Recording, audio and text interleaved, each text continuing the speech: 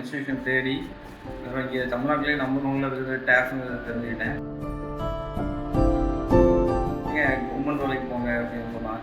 அதுக்கப்புறம் தான் நான் இன்ஸ்டியூஷன் தேடி இங்கே தமிழ்நாட்டிலே நம்பர் ஒன்றில் இருக்கிற டேப்னு தெரிஞ்சுக்கிட்டேன். அதுக்கப்புறம் தான் இங்கே இன்ஸ்டியூஷன் வந்து சேர்ந்த ஃபர்ஸ்ட் நாள் ஆகாஷ் சாரோட எனக்கு செல்வா சாரோட ஸ்பீச் தான் என்ன இம்ப்ரெஸ் பண்ணிச்சு. அப்புறம் அவர் பேச்சை கேட்டதுக்கப்புறம் தான் எனக்கு படிக்கணுங்கிற ஆர்வமே அதிகமாச்சு.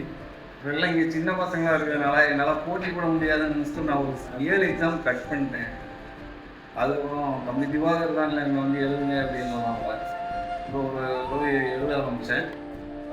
பிளைண்டாக இருந்தேன். இப்போ எனக்கு நிறைய விஷயங்கள் இங்கே இருக்கிற ஆசிரியர்கள் கற்றுக்கிறதுனால என்னால் சின்ன பசங்களோட போட்டி போட்டு போஸ்டிங் வாங்க முடியுங்கிற ஒரு தைரியம் வந்துருக்கு. அது மட்டும் இல்லாமல் டெய்லி அந்த ப்ராக்டிஸ் கொடுப்பாங்க. அதில் பாதி தெரியும், பாதி கொஸ்டின் தெரியாத ஒரு கொஸ்டினை சாட் ஜிபிடின்னு ஒரு ஆப் இருக்குது, அதில் போட்டு ஆன்சர் தெரிஞ்சுப்பேன். ஆக்சுவலாக டெய்லி ஒர்க்கிங் போனாலே நம்ம வந்து ஒரு 1 lakh வரைக்கும் ஏர்ன் பண்ணேன்.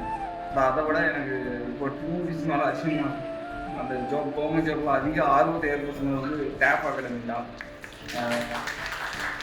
ரொம்ப சோர்வாக இருக்கும்போது ஆகாஷ் சார் ஸ்பீச் எல்லாம் போட்டு கேட்பேன். அந்த 1 லைனில் இருக்கிற வார்த்தைகளே எனக்கு அதிகமாக உற்சாகத்தை கொடுக்கும்.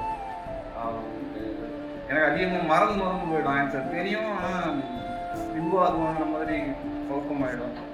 பட் நான் விடாமல் தொடர்ந்து முயற்சி பண்ணி டேப்ல இருந்து போகும்போது நீங்களே வெளியே அனுப்பினாலும் வேலை செஞ்சு போக தேவையான அளவு ஒர்க் பண்ணிட்டு மீதி நேரத்தை நான் இங்கே தான் வந்து செலவு பண்ணுவேன்.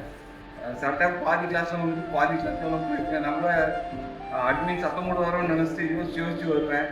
அங்கே வந்து சாரை பார்த்துட்டு சும்மா கையை மட்டும் காட்டிட்டு உள்ளே வந்துடுவேன். ஸோ எனக்கு நான் நினச்ச நேரம் கிளாஸ் அட்டன் பண்ணிட்டு நினச்ச நேரம் போக முடியும். அந்த இதில் எல்லாத்தையும் இருக்காது. எனக்காக செஞ்சு கொடுத்துருந்தாங்க.